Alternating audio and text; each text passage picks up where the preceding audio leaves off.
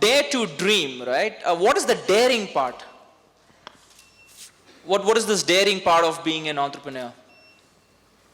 I can tell about the dreams more than the daring part, because when somebody come into a business, for example, myself, when I was 21, I just jumped into business by not knowing what is business. So the circumstance and the place we were working converted me into a business person. But the thing which was really making me fear or to go ahead was the major discriminations in the society. Sure. Number two, the financial capability and ability what we should have at that point of time. And there was a lot of difference in technology versus what we were handing over. Sure. So these are the things which I felt was a daring. Sure. How many of you jumped into business without knowing what it is? Raise your hands. How many still confused? Raise your hands. These are the true entrepreneurs. Yeah. All right, CK, your story. What was your dare to dream moment? There's two ways to live life. One is called a comfortable life, where the world will tell you what to do, how to do, when to do, where to do, all those things. The world will keep on giving you instructions. And your job is only to follow that, and that's way comfortable life. Another is called an exciting life, where you take the life in your own terms, and you start living where to live, how to live, when to live, and all those things you start deciding. And that is where entrepreneurship comes into the picture. So whether you want a job or whether you have a dream, or you what you call, you can either have a job or you can have a dream. You can't have both. Right. So for me, what I'd like to say is the dare part is grappling with uncertainties, because there are always too many variables in an entrepreneurship that you can't address. And to me, I'd say dare to the extent of thinking of becoming an entrepreneur is like jumping off a cliff, realizing that you'll probably be assembling your airplane on the way down. So that is the extent of dare that's required in an entrepreneur. Sure. I thought your girl gang is going to give a round of applause. Yeah, there you go. Okay. What are you losing out if you're not an entrepreneur? Let me flip the question. What are you losing out if you're not an entrepreneur today?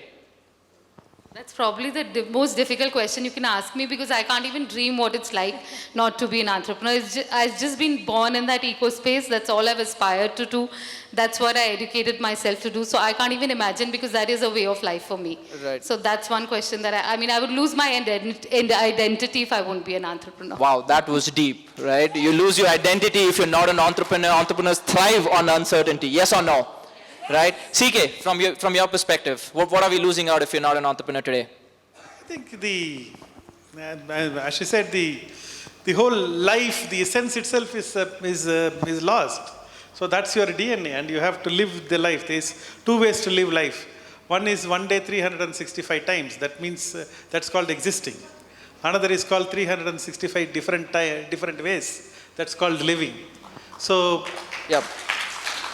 That's an interesting way to put it. Yeah. Yeah, you have to ask this powerful question. The question is, what do you call, when is the last time you did something for the first time?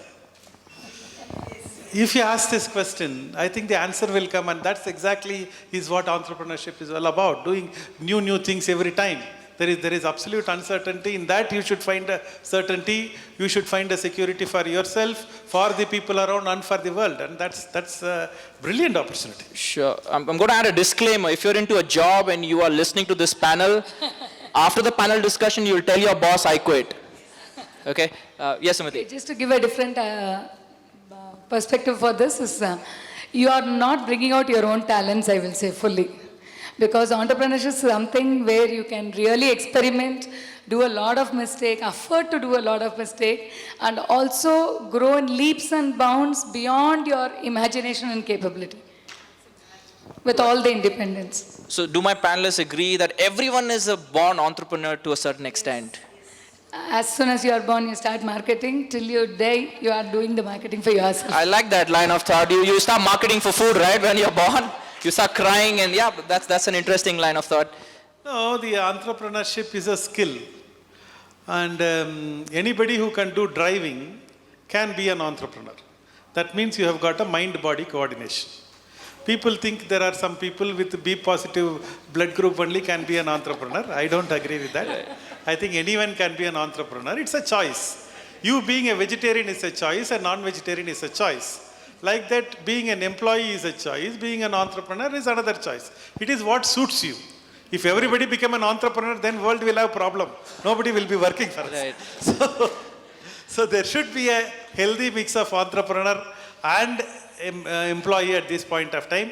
India today requires more entrepreneurs because of a large population and where we are struggling. That's the thing. Sure, it's like contextual. It's like non-vegetarians telling vegetarians you're missing out something in life.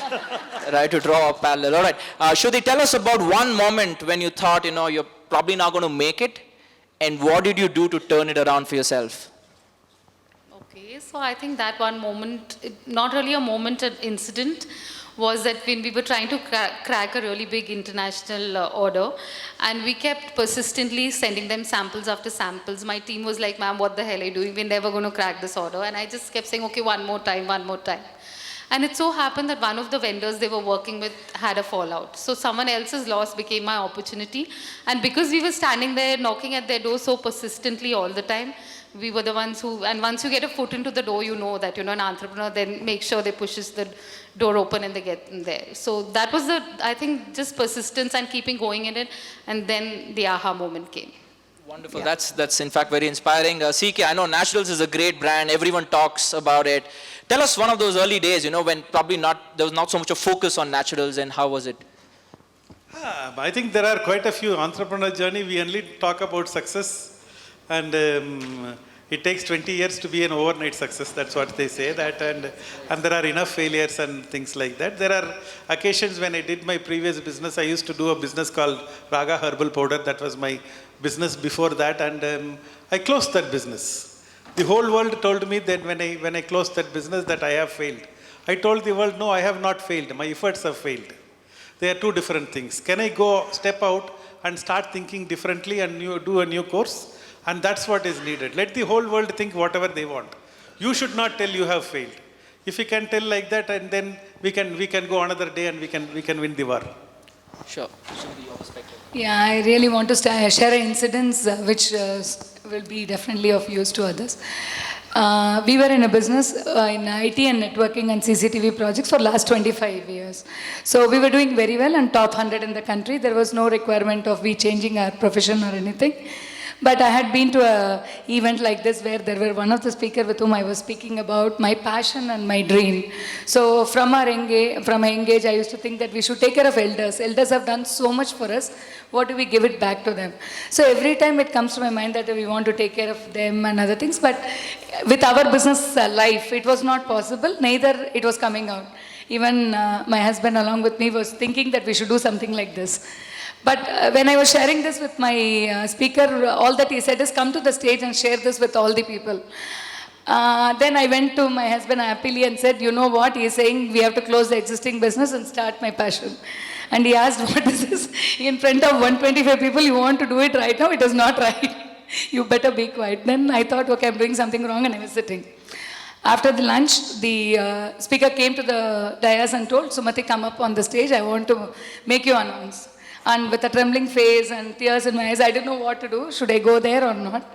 But still, I went ahead and I announced that I'm going to start a senior retirement home project, which is my our dream, on March. He said, declare a date. It was April 1st onwards, we'll start. So I don't know how to start, what to start. I didn't have anything but other than my dreams. Then he also asked me one more question. When are you closing your existing company, which is 25 years? And I said March, because I didn't have an option.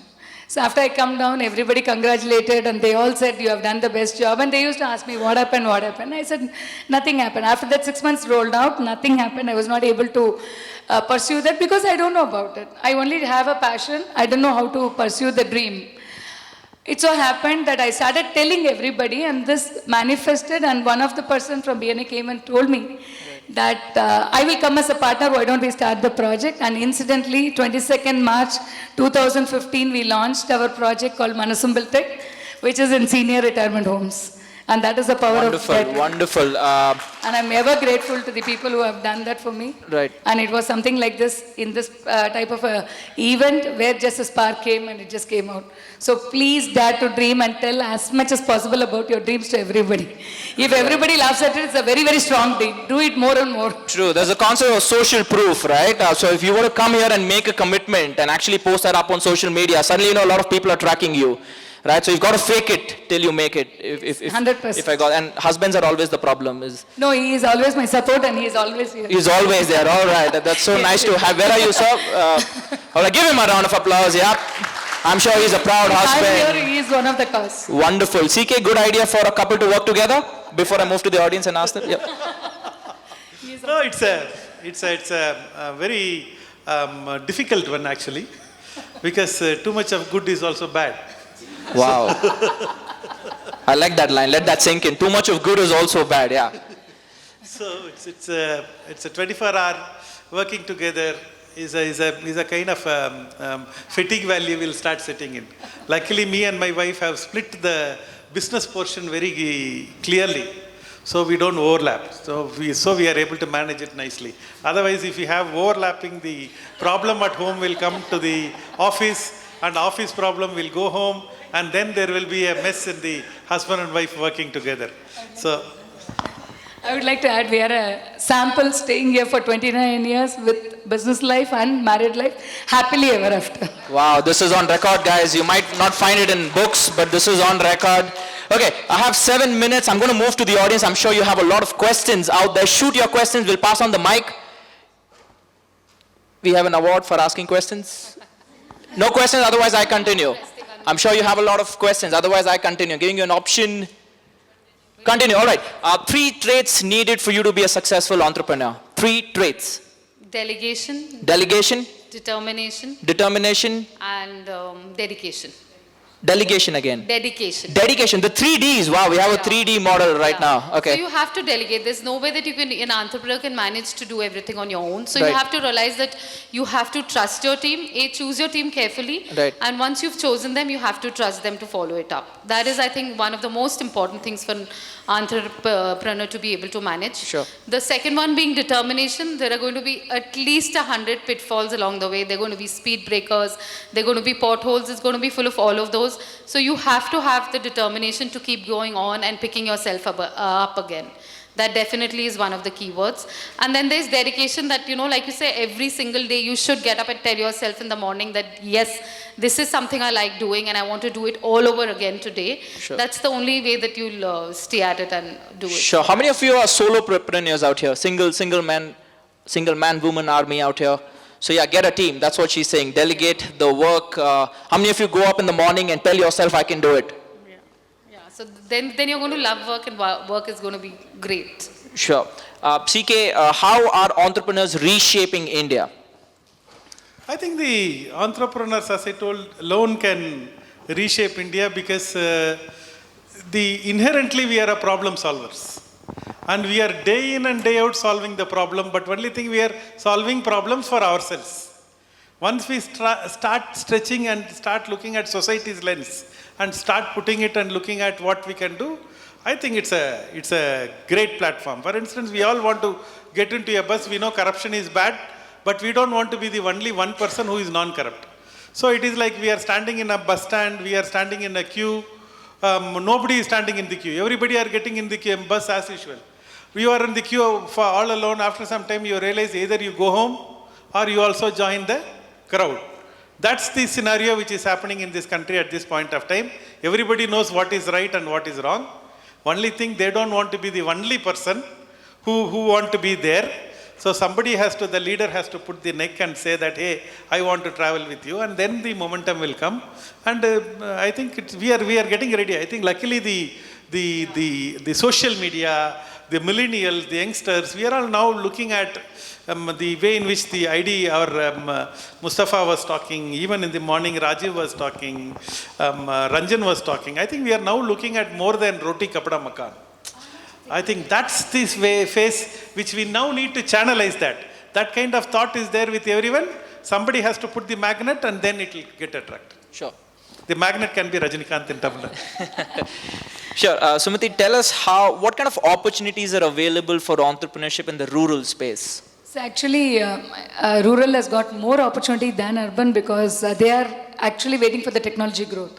So apart from that, even in agriculture or say it in training or vocational training or be it organic farming, so there are a lot of opportunities which are opening up in tier 2, tier 3 cities where hospitality or hospitals which are coming up. So everything is getting geared up for the next. I feel that all urban capitals are full of concrete jungles, and the next place where we need to move is only the tier 2, tier 3, where the opportunities, lifestyle, everything is going to be very, very good and welcoming. Sure. Yeah, please. How many of you are in the rural entrepreneurship space right now, targeting the Bharat? Okay, couple of folks on the other side. That's good to know. Yes, ma'am. So I'd also like to add that I think that this is absolutely a golden period to enter anything in the rural sector, because the two circles of awareness and access are actually overlapping beautifully now. You have the rural India, which is now very aware, which I'm sure was not there 10 years back. They have access to all the videos and all the gadgets and stuff like that. So they are aware and they are ready to be accessed, you know. So this is in fact, I think, a golden period for us to be doing anything in the rural industry.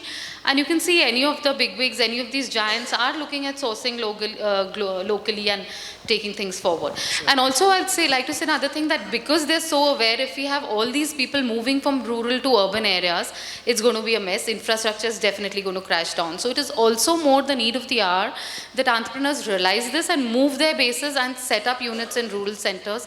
That's the only way we can have an inclusive growth economy. Sure. Do we have questions? Yep. Give it a round of applause. Yep.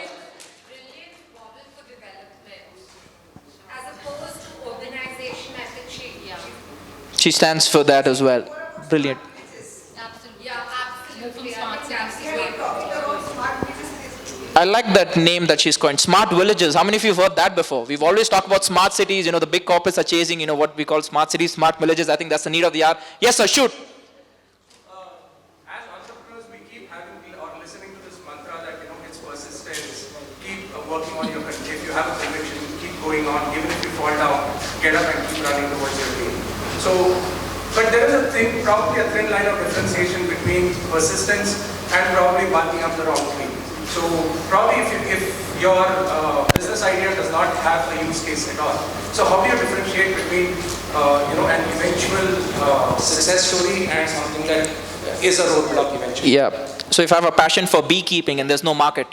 So actually, just to answer his this thing, what happens is that is exactly what is required. In fact, the ideas are too many and passions are too many, but getting aligned to the market requirement along with our passion is the smartness. Because that is what we require very much to do. It happened in our own project. Actually our dream was to have one retirement home and one orphanage together and give them relationship and make them grow and make it as an NGO model. That was our dream. But as we talked to the people, they educated us that to do that we require a lot of funding and we should not go as an NGO model because we depend on money from others. So what we did is we realigned ourselves to the senior citizen home, which is also in the same level of requirement, but for a next section of society where people are craving for that particular security and same age group and going out and doing and having a joyful moment. Sure. So small alignment changes makes a lot of difference. Exactly. Exactly. Right, so largely an intersection between your passion and the market need, if you draw the Venn diagram. Yes, sir. My question is, entrepreneurship is like playing a contact sport game. My question to all of you, one of you said delegation and points like that. My question is, how do you handle injuries in this contact sport game in a long run? What are the tips you can give? I'd like to say that, you know, like entrepreneurship is full of variables, like I said, and you always have to have a backup plan. I think that's the single most important, that, you know, plan A, B, C, and I think that's why the alphabet goes up to the letter Z. So you can have that many backup plans, and that's the only thing that's going to work. 26 plans is what she said we can have. Yes, CK. Hello. Yeah. Everybody speaks about go up, never give up. But when to give up? What's the point to say, okay, enough, I'll give up and I will see for something new? How long to hold on to one idea or one project, one employee, or one line of business when the whole world is getting disrupted? Just want to ask. A lot of frustration out there. Yeah. Tell us when do we have to give up? Because everyone's saying don't give up, right? But No, these are very individualistic definitions. Success itself is a very individualistic definition. And as an RTO, I can only give you a license to drive the car. I cannot tell you whether to turn left, turn right, when to speed up, when to slow down, and when to stop. That is an entrepreneur, that's an individual journey. Nobody else from outside will be able to tell that you should stop now, you should stop then, and things like that. Do not expect the world to come and... I also think it's very important here to listen to your gut, because no matter how much you keep going at it, obviously there will be experts in the industry who you can consult and get, but it's always just listen to your gut. Somewhere if you listen carefully enough, your gut will tell you that this is not going to work and you need to stop. So there is that, thin line of difference between being persistent to the point of being stubborn and knowing that, your gut is saying, and so are people around you, so this is when you need to give up. So I would say that your gut is the best. right, listen to your gut. Close your eyes, my friend, and the voice will come from inside. All right, one last question. Yes, ma'am. Yeah, this is for Sumathy. Yeah. Sumathy, you've been saying, you had said that you've been married for 29 years. Yeah. And got a great and supportive husband. So we know Anant very well. So, Anant. Husband looks very happy right So, now. we wish we would have got a husband like Anant because we know him personally. I think you're deviating from... Anant was made by me, not manifest. No, I'm not deviating. There is a question hidden. See, what happens as a woman entrepreneur, since I'm a corporate insurance consultant, I take care of the risk and liability management. It's not so easy as a woman entrepreneur going out, balancing work life, personal life, and a family life. It can easily... We can talk here, but when you go home, when you don't have a great husband, supportive husband, it's very challenging, right? And balancing with kids and all. So this is very... CK, you have to take that up. Yeah, so yes, as a woman, we will go mad. We will not have a joyful life. Maybe we will be great as a woman entrepreneur, not as a family, as personally we would be happy. So what do you think? I would definitely... You are happy with your marriage, but not most of the women. It's an open question. Okay, I would like to We'll cut that out in the video. Yeah. In that case, here all women would be sitting here as a great woman entrepreneur. In this... I hope this all has got only great women entrepreneurs, please. I'll just like to answer you there because this is always I have been discussing with a lot of women around us and it has become one of my very favorite topic. See, one thing I would like to definitely tell, which I think whoever are scaling up will understand, that we have not given up our family life. When I step out of my office, I become a perfect wife, I become a daughter-in-law at home, I become a mother, I become a whatever I have to be. At 9 o'clock, I become a boss of my own company. If we are able to understand and relate and differentiate, it 100% works. And above all these things, only one can motivate is our passion. When you do work with passion, it is not pressure. I always tell, don't take pressure, have pleasure in working. If you want to do a business, have pleasure. If you want to go and work at home, it's your own house, please take that ownership, you'll start enjoying. That's what I have been doing for 29 years and it will definitely work. But do not leave your confidence saying that just because he scolded you today, don't go back to work tomorrow, don't do that. Please go back, be persistent, it will happen properly. Go back to the same husband is what she meant. Very quickly, we're running short of time. Yeah. I'd like to just add in here that I really feel that women have a lot of attributes which actually make them perfect entrepreneurs because they're multitaskers like nobody else. They know best how to multitask. They know how to work in harmony, so they make great leaders. They're also very empathetic, which are all traits of great leaders. So I would really think that women their hormones are better inclined to make them better entrepreneurs, is what I seriously feel. CK, please say some things about good husbands. A lot of them are feeling neglected out there, I can see. Yeah. No, one of the best thing I have heard is Jim Rohn say, I will take care of you and you take care of me, is the typical Indian way of looking at husband and wife relationship. He says, I will take care of me for you so that you can take care of you for me. That's the best way to go ahead, is what Jim Rohn says. And the point to say here, I can say that authorities and responsibilities are never given, it is taken. Are you ready to take the authorities and responsibilities? That is the question to women of India at large.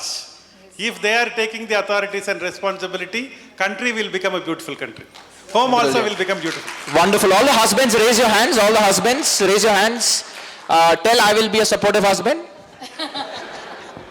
All right, there you go. They've taken a note. Okay, final. We're gonna cut this short. Final comments. Dare to dream. What's your advice to entrepreneurs out here? Under 60 seconds, quick. Dare to Dream is one of the best initiative by D-Talk. Thank you so much, Satish, wherever you are, to give this platform. And what I would say is, please dream big. Dream big in such a way that it scares you, but share it with as much as people possible so that it manifests and you would be able to achieve what you want to do. Do it in this life. You don't get one more life to do that. Bye. Nice. Do it in this life, guys. Next life we don't guarantee. Yeah. Don't take yourself or your success very seriously. Enjoy life. Life is not an ordeal. Life is a celebration. And take a lot of pictures. If you take pictures, you can enjoy life. Wonderful. Enjoy life. Beer is going to be served shortly, so yeah. My one piece of advice would be hone your firefighting skills, because when the chips are down and what you do then and how quick you think on your feet is the only thing that's going to set you apart from the pack. So there is never a plan that's going to work. It's only your firefighting skills and thinking on your feet that's going to set you apart. So make sure you work on that. All right, be a firefighter. Thank you so much. This was a wonderful interaction. Can we give a big round of applause